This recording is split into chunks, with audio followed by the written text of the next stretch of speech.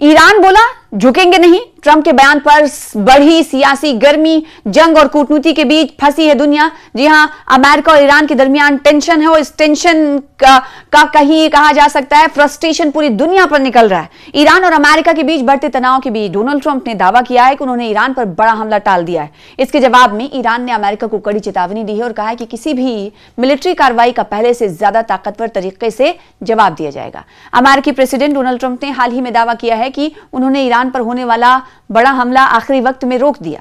Trump का कहना था कि अरब मुल्कों के कुछ लीडरान ने उनसे मिलिट्री कार्रवाई टालने की अपील की थी क्योंकि इससे पूरे वेस्ट एशिया के हालात खराब हो सकते थे। व्हाइट हाउस की तरफ से यह पैगाम देने की कोशिश हुई कि अमेरिका के पास हमला करने की पूरी तैयारी थी, लेकिन उसने तहम्मुल का मुजाहरा किया। जी हां, लेकिन ट्रंप के इस बयान के तुरंत बाद ईरान ने ऐसा पलटवार किया जिसने वॉशिंगटन की बेचैनी बढ़ा दिया। अब ईरान ने किया क्या, वो आपको बताते हैं। ईरान ने अमेरिका को वार्निंग दी कि अगर उसके खिलाफ फिर कोई मिलिट्री कार्रवाई हुई तो उसका पहले से ज्यादा ताकतवर जवाब दिया जाएगा। ईरानी मीडिया IRIB के मुताबिक ये बयान संसद की नेशनल सिक्योरिटी कमीशन के तर्जुमान इब्राहिम रजाई ने दिया। जी हां, उन्होंने कहा कि ऐसा होने पर अमेरिकी प्रेसिडेंट डोनाल्ड ट्रंप को और ज्यादा शर्मिंदगी का सामना करना पड़ेगा। रेजाई ने अमेरिका को वार्निंग देते हुए कहा कि उसे या तो डिप्लोमेसी या ईरान की शर्तों को कबूल करना होगा या फिर ईरानी मिसाइलों की ताकत का सामना करना पड़ेगा। 3 ऑप्शंस रखे ईरान ने साफ कहा कि वो अपनी यूरेनियम एनरिचमेंट प्रोग्राम पर भी कोई समझौता नहीं करेगा। फॉरेन मिनिस्टर के तर्जुमान इस्माइल बकाई ने कहा कि एनरिचमेंट ईरान का हक है और दूसरे मुल्कों की बातों से कोई फर्क नहीं पड़ता। उन्होंने कहा कि ईरान अपने न्यूक्लियर प्रोग्राम को लेकर किसी दबाव में नहीं आएगा। वहीं ईरान के प्रेसिडेंट मसूद पेज़ेश्कियान ने कहा कि दूसरे मुल्कों के साथ बातचीत का मतलब सरेंडर नहीं होता।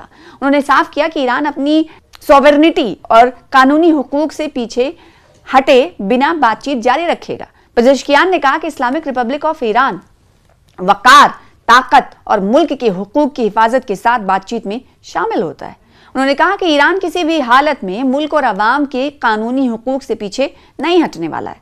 पेज़ेश्कियान ने साथ ही ये कहा कि हम अक्ल और पूरी ताकत के साथ आखिर तक लोगों की खिदमत करेंगे और ईरान के हितों और इज्जत की हिफाजत करेंगे।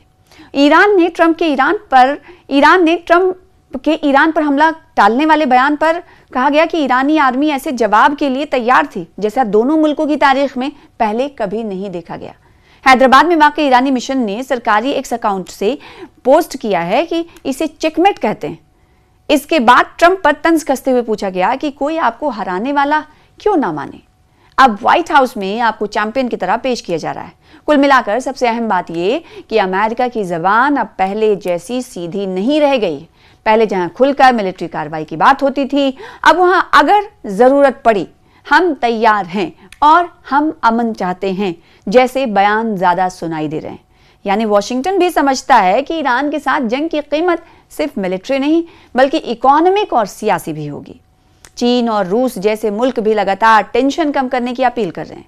खास तौर पर चीन ने साफ कर दिया है कि पर्शियन गल्फ को जंग का मैदान नहीं बनने देना चाहिए, क्योंकि अगर हॉर्मुज मुतासिर होता है तो सबसे बड़ा असर ग्लोबल बिजनेस और एनर्जी पर पड़ेगा। अब पूरी दुनिया की नजर इस बात पर है कि क्या अमेरिका और ईरान से बयानबाजी तक महदूद रहेंगे या फिर कोई छोटी चिंगारी पूरे मिडिल ईस्ट को बड़े जंग की आग में झोंक देगी। क्योंकि फिलहाल हालात ऐसे हैं जहां एक तरफ अमेरिका अपनी ताकत दिखा रहा है तो दूसरी तरफ ईरान ये जताने में लगा है कि उसे डराकर झुकाया नहीं जा सकता। और इसी टकराव के बीच पूरी दुनिया की धड़कनें तेज हो गई। आपको क्या लगता है इस पर?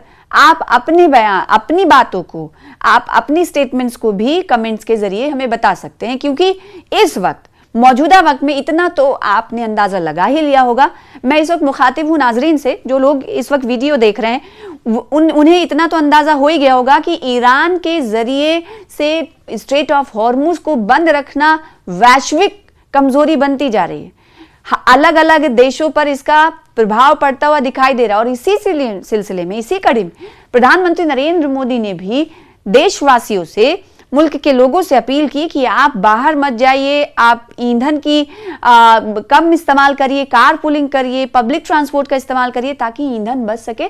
हमने ज्यादा यूज नहीं करना है। अगर हम बाहर नहीं निकले, अगर हमने पेट्रोल तेल नहीं भरवाया और हम पब्लिक ट्रांसपोर्ट से गए तो इस खपत कम होगी। तो इसका असर कहां कहां तक पड़ रहा है ये आप अंदाजा लगा सकते हैं। देखिए, सिर्फ और सिर्फ पेट्रोल डीजल और गैस तक ही सीमित नहीं है, अब इसका यूटिलिटी पर भी सवाल अब पर भी प्रभाव पड़ने लगा है। कई सारे क्रीम्स और कहा जा रहा है कि वैसलीन और बहुत सारे ऐसी दवाइयां होती हैं, उस पर भी इसके असर अब नुमायां होने लगे हैं, यानी हॉर्मुज के बंद होने। और हॉर्मुज इतना अहम क्यों है?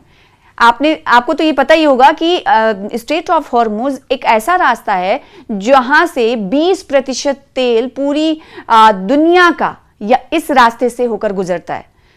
हालांकि भारत के साथ रिश्ते सही है, लेकिन इस वक्त टकराव की स्थिति बनी हुई है। एक तरफ ईरान की तरफ से इस हॉर्मुज स्ट्रेट से निकलने के लिए टोल नाफिज किया गया है, ये आपको मालूम है, और दूसरी तरफ अमेरिका ये कह रहा है कि अगर टोल देकर कोई जहाज वहां से निकलेगा तो हमारी यूएस नेवी यहां खड़ी हुई है ब्लॉकेट कर हम उन्हें आगे नहीं बढ़ने देंगे। तो ये भी इस वक्त जंग का मैदान जो है कहीं ना कहीं समंदर बना हुआ है, पानी में जंग चल रही है, ये कहा जा सकता है। तो अब कहीं ना कहीं चीन भी और रूस भी दोनों से कहता हुआ नजर आ रहा है कि आप लोग टकराव को कम करें। तो पूरी दुनिया की धड़कनें इसलिए बढ़ रही हैं कि जल्द से जल्द इन दोनों ममालिक के दरमियान जो लड़ाई शुरू हुई थी वो खत्म तो है। हालांकि अभी बमबारी या किसी तरीके के मिसाइल अटैक्स ये नहीं, लेकिन फिर भी लफ्जों का जंग जारी है।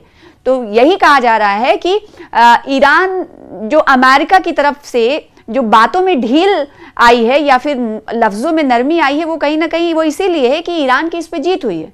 और साथ ही साथ ईरान ये कह रहा है कि हमें डरा नहीं सकते, अगर आप दोबारा मिलिट्री एक्शन करेंगे तो इसका जवाब पहले से ज्यादा तेज तर होगा।